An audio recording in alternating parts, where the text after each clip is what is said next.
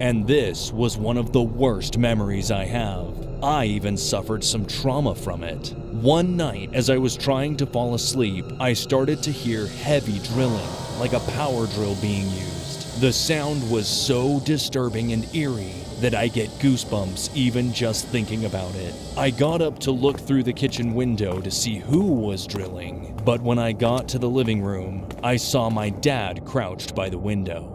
I asked my dad what he was doing, and he came and quickly pulled me over and had me crouch beside him. He then told me something that made my entire body turn cold.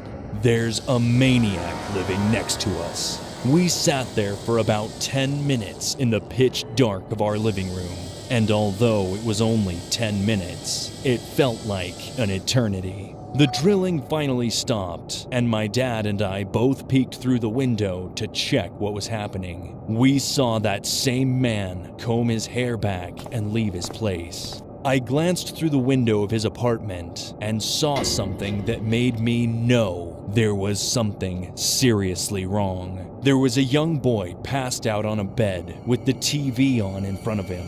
What bothered me the most was the fact that this boy was completely naked. No clothes at all, not even underwear to cover himself.